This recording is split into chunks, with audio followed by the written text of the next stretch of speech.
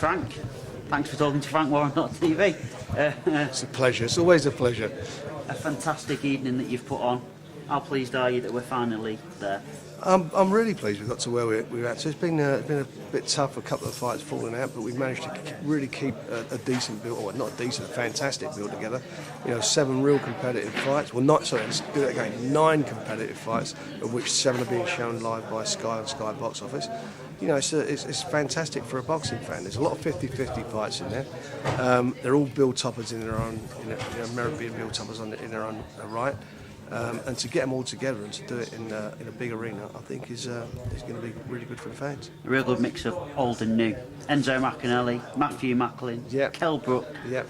You go through them all. Enzo, one of the most likeable guys you could ever meet.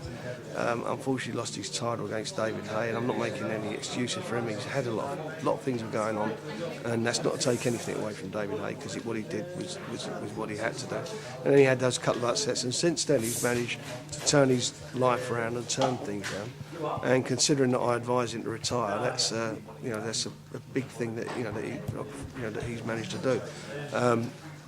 Won the title in good style against the Russian, and now he's defending it. And his first defence is a tough fight. Frankel's no mug. The Germans really fancy their man, so he's got it all to do. But you know what? He comes through this and he get a world title fight.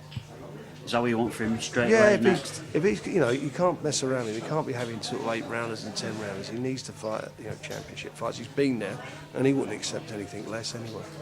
And I guess, thinking further down the line, it'd be great for Wales, wouldn't it, to have Cleverly and McAnally? Well, if Nathan comes through again, in a tough fight against the other German. Now, they're really, they're not got easy jobs by any stretch of the imagination. And if he comes through, Nathan, he could even become world champion if the WBO champion winds up in prison and loses his appeal.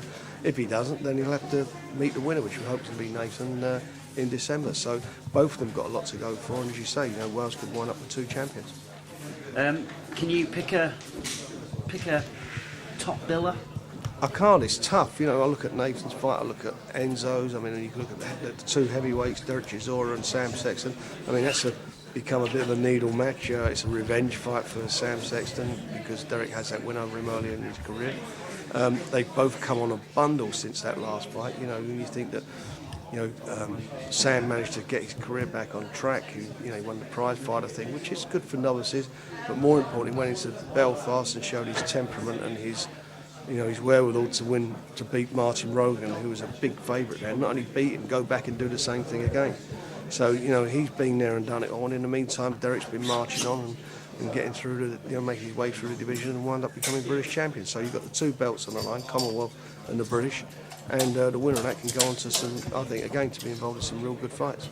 Quick word on your Olympian prospects.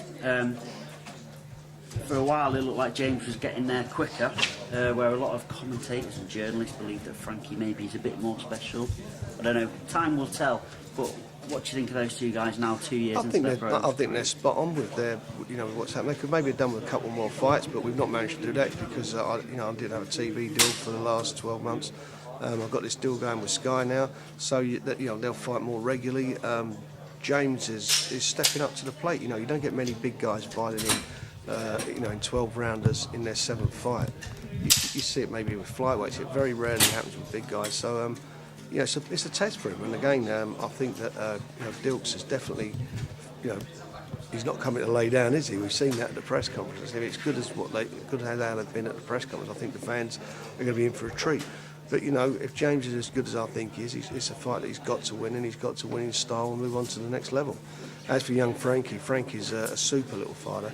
If anyone changed their style when they turned pro, it's him, from being this counter-puncher to being this aggressive body, throwing body shots and so forth. It's been him. He's a great prospect, and providing he behaves himself, I think he can become a world champion. Finally, for all those boxing critics, this is a real shot in the arm that says good fights don't happen. We make them happen. You know, I've always made big fights happen. That's why I've been doing it for 30 years, and hopefully I'll continue doing it for a while longer. We do make, I do make the fights happen. We put together a super card here. It's about, as you say, there's a couple of guys who are on the, their careers could be all over if they lose, and there's a couple of youngsters here who are on the cusp of big things, and there's even some younger ones who've got a way to go but are looking to catch the public's attention. And it's a great platform to do it in Birmingham on the 28th, on the 18th even. Cool.